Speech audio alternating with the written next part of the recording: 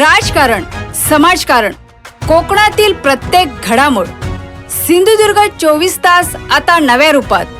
सिंधुदुर्ग संवाद, ताज्या घडामोडींसाठी आताच सबस्क्राइब करा. देवगड तालुक्यातील मुनगेत औष्णिक ऊर्जा प्रकल्प यांसारखे विनाशकारी प्रकल्प लादले जात आहेत. या प्रकल्पांना ग्रामस्थांचा विरोध आहे.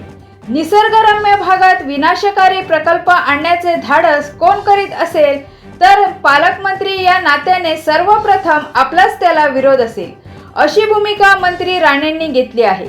त्यामुळे विनाशकारी प्रकल्पांच्या विरोधात असलेल्या ग्रामस्थांच्या बाजूने मंत्री नितेश राणे हे शेवटपर्यंत राहणार आहेत का, असा सवाल ठाकरे शिवसेनेचे नेते तथा माजी आमदार परशुराम उपरकर यांनी केला. तरुणी तिथे प्रशिक्षण घेतील आणि उद्योगधंद्याला लागतील. ताज प्रकल्प येणार, योगा प्रकल्प येणार, अशा प्रकारचे सांगून हेच काम आपल्या वडिलांनी केलं. कारण वडिलांपासून आणि प्रायव्हेट लिमिटेड कंपनी या जिल्ह्याची विनाश करण्याचा प्रयत्न केला.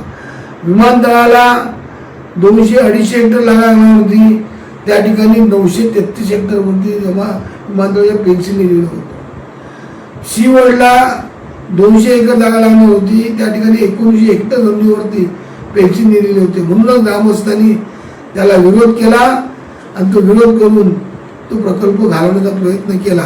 ग्रामस्थांचा प्रकल्पाला विरोध नव्हता, विमानतळाला विरोध नव्हता, जमिनीला विरोध होता. त्यामुळे ग्रामस्थांनी त्याप्रमाणे केलं हे त्यांना माहिती नसेल. त्यामुळे नितेश राणेंनी आपल्या मतदारसंघातल्या औष्णिक प्रकल्पाला आपला विरोध आहे की बाजूनी आहे ते पण एकदा सांगावं, म्हणजे जिल्ह्यातलं पर्यटन की प्रदूषणकारी प्रकल्प हे जनतेला एकदा कळेल. सिंधुदुर्ग 24 तास आता नव्या रूपात. सिंधुदुर्ग संवाद, ताज्या घडामोडींसाठी आताच सबस्क्राइब करा.